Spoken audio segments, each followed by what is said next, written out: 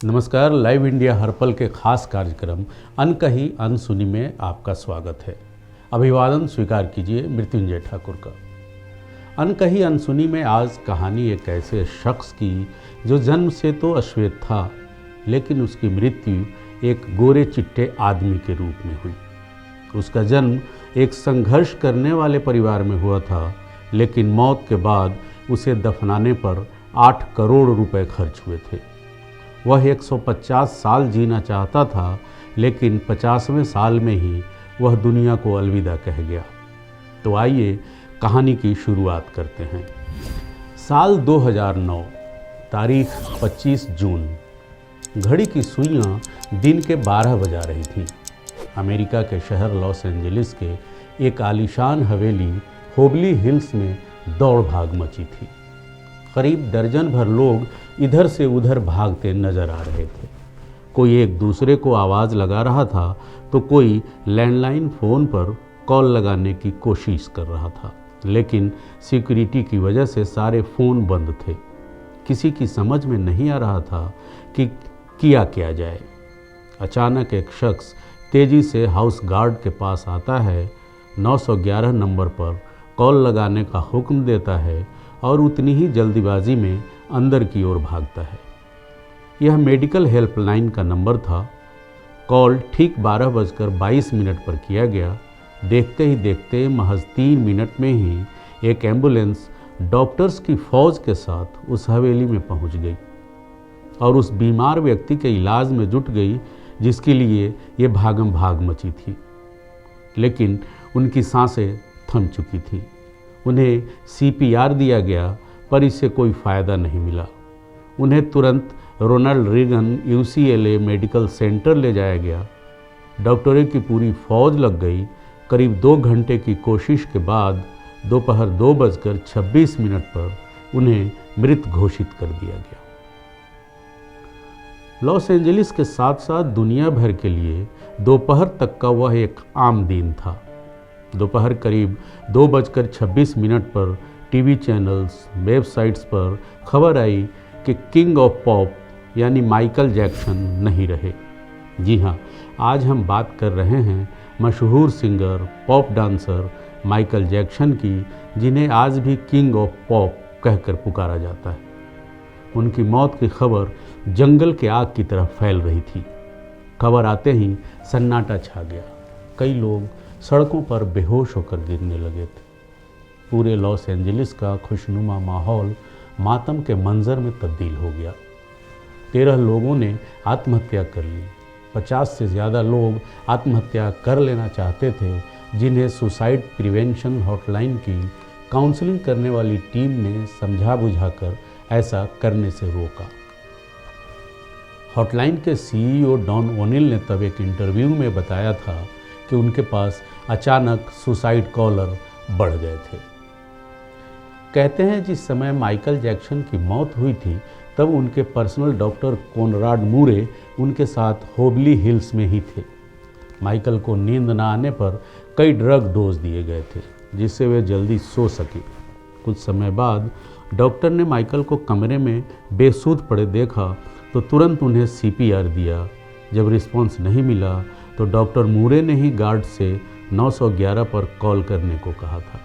Michael की मौत के 8 महीने बाद 8 फरवरी 2010 को डॉक्टर कोनराड मूरे को ही माइकल जैक्सन की गैर इरादतन हत्या का दोषी ठहराया गया। उनकी अंतिम यात्रा को 2.5 अरब लोगों ने लाइव देखा था। यह अब तक की सबसे ज़्यादा देखे जाने वाली लाइव ब्रॉडकास्ट है। उस दिन यानी 25 जून 2009 को माइकल जैक्सन की मृत्यु के 30 मिनट बाद ही विकिपीडिया, ट्विटर और इंस्टेंट मैसेंजर सभी क्रैश हो गए थे। उनकी मौत की खबर फैलते ही गूगल पर सबसे बड़ा ट्रैफिक जाम हो गया था और गूगल भी क्रैश हो गया। 2.5 घंटे तक गूगल काम नहीं कर पाया। 8 लाख लोगों ने उसे सर्च किया था। वह शख्स 150 साल जीना चाहता था, लेकिन काश ऐसा हो पाता। माइकल जैक्सन को पूरी दुनिया आज भी किंग ऑफ पॉप कहती है। अपने गानों से उन्होंने पूरी दुनिया में तहलका मचा दिया था। अपने डांस स्टेप्स से दुनिया के हर शख्स को थिरकने पर मजबूर कर दिया था। किशोर उम्र के लड़के लड़कियां उनके स्टेप्स पर बंद कमरे में रियाज करती थीं तो नन्हे मुन्ने बच्चों को माँ बाप ऐसे ही नाचना सिखाकर गौरवान्वित महसूस करते। आज भी हर कोई उनके मून वॉक स्टेप्स को फॉलो करता है। माइकल जैक्सन के बारे में कहा जाता है कि उनकी मौत ड्रग ओवरडोज के कारण हुई थी। वहीं कुछ रिपोर्ट्स में उनकी सर्जरी को भी उनकी मौत का एक कारण बताया गया। हालांकि पॉप स्टार के अचानक निधन पर तरह तरह के सवाल भी खड़े हुए। माइकल के घर वालों ने उनकी मौत को हत्या बताया, जिसकी वजह से उनकी बॉडी का 2 बार पोस्टमार्टम कराया गया। पुलिस ने भी माइकल की मृत्यु को संदेहास्पद परिस्थिति में हुई मौत माना और उसकी जांच शुरू कर दी। मौत का सही कारण पता लगाने में पुलिस और डॉक्टर्स को महीनों लग गए। पोस्टमार्टम के वक्त माइकल का दिमाग निकालकर उसकी अलग से जांच की गई ताकि मौत की सही वजह का पता लगाया जा सके, लेकिन 2 महीनों तक कोई नतीजा नहीं निकल पाया। घर वाले फ्यूनरल करना चाहते थे, लेकिन माइकल का शरीर का दिमाग वाला हिस्सा डॉक्टर्स की निगरानी और पुलिस की हिफाजत में था। ऐसे में परिवार वाले माइकल का शव बिना उनके दिमाग के ही दफनाना चाहते थे।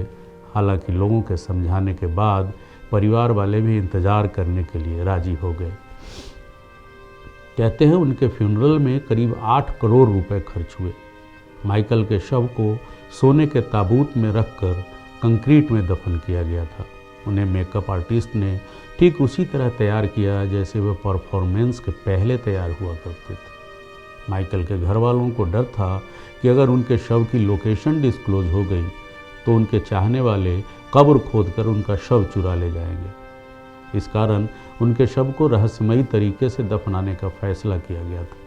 हालांकि बाद में माइकल का शव फॉरेस्ट लॉन के ग्रेट माइसीलियम में दफनाया गया, जहां हॉलीवुड के Walt Disney, Jean Harlow, Clark Gable जैसी बड़ी हस्तियां दफन हैं। माइकल जैक्सन को अपनी बॉडी और ज़िंदगी से बेहद प्यार था। माइकल ने अपने लुक और स्किन में बदलाव करने के लिए कई दफ़ा प्लास्टिक सर्जरी कराई थी, जिसके लिए वो खासा चर्चाओं में भी रहे थे। माइकल 150 साल जीना चाहते थे, इसके लिए उन्होंने कई तरह के इंतज़ाम भी किए थे। किसी से हाथ मिलाने से पहले दास्ताने पहनते, लोगों के बीच में जाने से पहले मुंह पर मास्क लगाते। अपनी देख रेख करने के लिए उन्होंने अपने घर पर 12 डॉक्टर्स की बहाली कर रखी थी, जो उनके सर के बाल से लेकर पाँव के नाखून तक की जांच रोज़ किया करते थे। उनका खाना लेबोरेटरी में चेक होने के बाद ही उन्हें खिलाया जाता था। अपना व्यायाम करने के लिए उन्होंने 15 ट्रेनर को रखा हुआ था। हमेशा ऑक्सीजन वाले बेड पे सोते थे। अपने लिए अंगदान करने वाले डोनर भी तैयार कर रखे थे, जिन्हें वह खर्चा भी देते थे, ताकि समय आने पर उन्हें किडनी, फेफड़े, आँखें या शरीर के किसी भी दूसरे अंग की ज़रूरत पड़े तो वह आकर दे दें। वह अश्वेत थे, लेकिन 1987 में प्लास्टिक सर्जरी करवाकर अपनी त्वचा को गोरा बनवा लिया था। अपने काले माँ बाप और काले दोस्तों को भी छोड़ दिया। गोरा होने के बाद उन्होंने एक गोरे माँ बाप को किराए पर ले लिया था और अपने दोस्त भी गोरे बनाए थे। शादी भी गोरी औरतों के साथ की। वो 150 साल तक जीने के लक्ष्य को लेकर चल रहे थे, लेकिन वह पैसे और अपने रसूख की बदौलत मौत को चकमा नहीं दे पाए। 25 जून 2009 को उनके दिल की धड़कनें रुकने लगी। उनके घर पर 12 डॉक्टर्स की मौजूदगी में भी हालात काबू में नहीं आए। शहर के सारे डॉक्टर उनके घर पर जमा हो गए, वह भी बचा नहीं पाए। उन्होंने 25 साल तक डॉक्टर की सलाह के विपरीत कुछ नहीं खाया। अंत में उनकी हालत बहुत ख़राब हो गई थी। 50 साल तक आते आते वह पतन के करीब ही पहुंच गए थे। 29 अगस्त 1958 को जन्मे और 25 जून 2009 को वही उस दुनिया से चले गए। उनकी बॉडी का पोस्टमार्टम हुआ तो डॉक्टर ने बताया कि उनका शरीर हड्डियों का ढांचा बन चुका था। सिर गंजा था, पसलियाँ और कंधे की हड्डियाँ टूट चुकी थीं। शरीर पर अनगिनत सुइयों के निशान थे। प्लास्टिक सर्जरी के कारण होने वाले दर्द से छुटकारा पाने के लिए एंटीबायोटिक वाले दर्जनों इंजेक्शन उन्हें दिन में कई बार लेने पड़ते थे। इतनी बेशुमार शोहरत के साथ माइकल का विवादों से भी नाता रहा। 1983 तक African American Michael Jackson dark skin tone के थे, लेकिन इसके बाद से ही उनका स्किन कलर अचानक लाइट होने लगा। विवादों में आने के बाद उनके स्किन डॉक्टर आर्नोल्ड क्लेन ने बताया था कि उन्हें विटिलोगो यानी सफ़ेद दाग की परेशानी है, जिससे उनके शरीर में सफ़ेद काले धब्बे बन गए। उन धब्बों को छुपाने के लिए माइकल सफ़ेद मेकअप किया करते थे। विटिलिगो का ट्रीटमेंट करवाते हुए उन्हें स्किन ब्लीच करवानी पड़ी और वो गोरे होते चले गए। कई लोगों का मानना था कि माइकल ने जानबूझकर अपना रंग बदल लिया था। अगस्त 1993 में 13 साल के जॉर्डन चैंडलर नामक एक बच्चे ने माइकल पर चाइल्ड सेक्सुअल एब्यूज़ के आरोप लगाए थे। माइकल को जेल भी जाना पड़ा। कुछ महीनों बाद सबूतों की कमी के चलते केस धीमा पड़ गया और इसी बीच माइकल ने कोर्ट के बाहर सेटलमेंट कर लिया। उनके आलोचकों का कहना था कि उन्हें महिला की तरह दिखने और रहने का शौक है। 29 अगस्त 1958 के दिन अमेरिका के इंडियाना प्रांत के एक साधारण परिवार में जन्मे माइकल जैक्सन की ज़िंदगी इतने संघर्ष में गुजरी थी कि आम शख्स घबरा जाए। बचपन से ही म्यूजिक में रुचि रखने वाले माइकल अपने भाई के पॉप बैंड जैक्सन 5 से जुड़ गए थे। जैसे जैसे बैंड की पॉपुलैरिटी बढ़ती गई, लोग माइकल को भी प्यार करने लगे। माइकल का पहला एल्बम साल 1982 में रिलीज हुआ था, जिसका नाम था थ्रिलर। इस एल्बम ने रिकॉर्ड तोड़ कमाई दर्ज की थी। वे महज 30 साल की उम्र में ही इतनी दौलत के मालिक बन गए कि मार्च 1988 में कैलिफोर्निया में 2700 एकड़ में अपना नया घर बनवाया, जिसका नाम नेवरलैंड था। माइकल जैक्सन के पास बेशुमार दौलत थी। साल 2007 में वह 1400 करोड़ रुपए से अधिक की संपत्ति के मालिक थे। कहते हैं कि एक समय ऐसा आया था जब वह हर हफ्ते 97 करोड़ रुपए कमाते थे, लेकिन रिपोर्ट्स की माने तो मौत के ठीक पहले माइकल दिवालिया होने की कगार पर थे। जब उनकी मृत्यु हुई तब माइकल पर भारी भरकम कर्ज था। फोर्ब्स के अनुसार मौत के बाद माइकल की 17,110 करोड़ रुपए कमाई हुई थी। 2018 तक माइकल के नाम पर 28.40 अरब की कमाई हुई। ऐसे में उनकी मौत के बाद हुई कमाई से परिवार ने उनका कर्ज चुकता किया था। 7 जुलाई 2009 को लॉस एंजलिस के स्टेपल्स सेंटर में माइकल जैक्सन का एक मेमोरियल बनाया गया। इसके उद्घाटन समारोह में शामिल होने के लिए टिकट खरीदने के लिए 16 लाख लोगों ने आवेदन दिया था। इसकी स्ट्रीमिंग को यूनाइटेड स्टेट्स के 3.5 करोड़ लोगों ने देखा, जबकि दुनिया भर के 300 करोड़ लोगों ने देखा।